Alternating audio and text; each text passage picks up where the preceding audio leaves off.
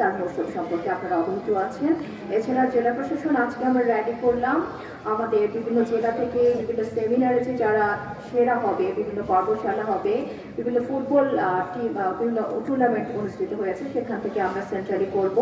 তো আজকে র্যালি শেষে আজকে আসলে খুব একটা কর্মসূচি আজকে দিনের জন্য নেই, কিন্তু 22 তারিখে আমাদের সাইকেল যে র্যালিটা সেটা হবে এবং পর্যায়ক্রমে আমাদের জেলা প্রশাসন থেকে আপনারা এটা অবহিত থাকবেন আমাদের পরবর্তী কর্মসূচিগুলো।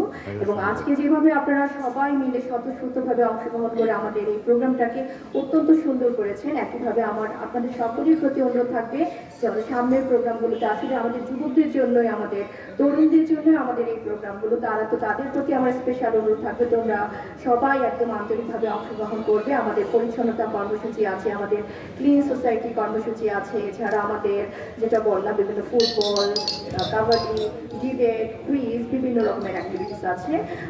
তরুণরা তো আজকে আমি দেখলাম অনেকে এসছে এবং তাদের সুন্দর তারা বিভিন্ন ফেস্টুন নিয়ে আসছে, বিভিন্ন তারা প্ল্যাকার্ড নিয়ে আসছে আমাদের সাথে।